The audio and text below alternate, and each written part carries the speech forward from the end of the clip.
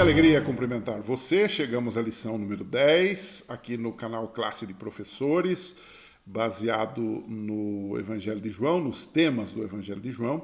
E o tema dessa semana é o caminho, a verdade e a vida. Nós vamos começar a estudar, nesta sessão, uma nova parte do Evangelho de João, que é o que chamamos de o Livro da Glória, que é a segunda parte de João, a partir do capítulo 13. Começa ali com o lava-pés, do capítulo 13, que é o início do discurso de despedida de Jesus, e vamos começar analisando a sessão do capítulo 14, a famosa sessão onde Jesus diz: eu sou o caminho, a verdade e a vida. Então, eu dividi isso em duas partes, e a primeira parte é esta, né? O início do discurso de despedida de Jesus, ou seja, o Evangelho de João, ele trabalha mais com a parte final do ministério de Jesus do que gasta tanto tempo com a parte inicial. Praticamente uma semana do ministério de Jesus ocupa grande parte, um grande percentual do Evangelho de João.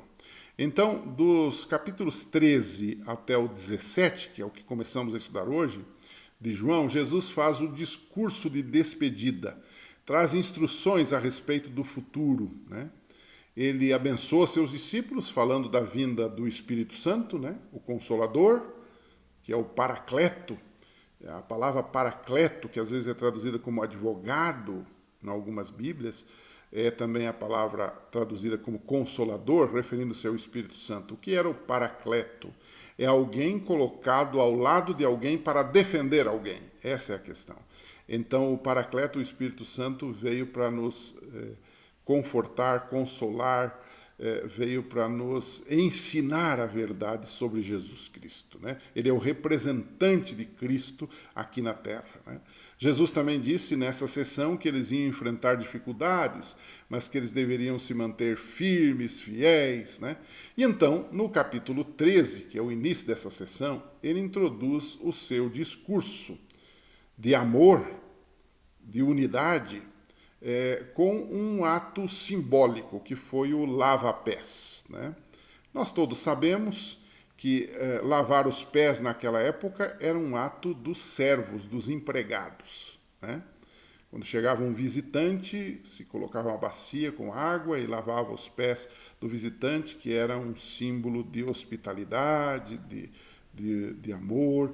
E Jesus acrescenta a isto o aspecto da humildade, né? Chamada cerimônia da humildade, que é a cerimônia do lava-pés, que nós executamos antes do pão e do vinho, antes do pão e do suco de uva. Nós chamamos isso de cerimônia da humildade, porque Jesus disse: se vocês sabem essas coisas, bem-aventurados são se vocês praticarem essas coisas, né? Então, Jesus, ali nesse ato de se abaixar, né, e lavar os pés dos discípulos, ele confirma que ele é o verdadeiro mestre, mas que esse verdadeiro mestre e Senhor é alguém humilde, é alguém que serve. E aí está a essência da sua vida, do seu ministério, né? Diferente de um rei mundano, ele é um rei que se ajoelha e lava os pés de pecadores, né? E ele mostrou com isso que o ideal do serviço é maior do que o ideal do sucesso. Esse é algo para a gente pensar com muita propriedade hoje, né? E nesse contexto, o segundo bloco da lição, nós poderíamos dizer que aí também está a maior promessa de Deus para os seus filhos, né? Pedro, naquela ocasião, lá em João 13, depois do lava-pés ali e tal, a ideia era de uma despedida, Jesus estava fazendo menção de que ia embora e tal, e então Pedro pergunta: Jesus, onde é que você está indo, né? Eles não estavam entendendo que Jesus estava se preparando para morrer, né? A morte viria logo em seguida, né? E então, para confortar os discípulos, Jesus, no capítulo 14, fala da promessa da sua vinda, fala das moradas que ele está preparando. Não fiquem tristes, não fiquem preocupados, mas não temam, né? Porque eu estou indo para a casa do Pai, eu vou preparar lugar para vocês, né? E então Jesus dá essa promessa e pede que eles confiem nessa promessa. E a mesma coisa ele faz conosco, né? Porque era ele quem estava prometendo. O autor, ele nesse caso, autentica a obra, né? E Jesus, então, continua a sua conversa com os discípulos, nesse contexto ali, da despedida, e vem o terceiro ponto da nossa lição, né? Ele agora indica o caminho para onde ele ia e o que ia acontecer na sequência, né? E aí se levanta Tomé, né? Depois de Pedro se levanta Tomé e diz: Senhor, né? Nós não sabemos para onde vais, né? Como nós vamos saber o caminho? Ainda havia resistência da parte deles, não estavam entendendo que Jesus ia morrer, ia ressuscitar. Ele já tinha falado sobre isso, mas a cabeça deles não aceitava muito esta ideia da morte de Jesus, né? E ele então disse para Tomé aquelas clássicas palavras que nós todos conhecemos. Ele disse: Tomé, eu sou o caminho. Vocês estão preocupados com o caminho? Apenas me sigam, apenas me obedeçam, apenas creiam em mim, porque eu sou o caminho, eu sou a verdade e eu sou a vida. E ninguém vem ao Pai senão por mim. E esse caminho é para onde? Não é? O caminho é para o Pai, é para a vida eterna. Não é? João 1,18 diz que Jesus é o Deus único, não é? que o fez revelar. Ele revela o Deus único, o Pai.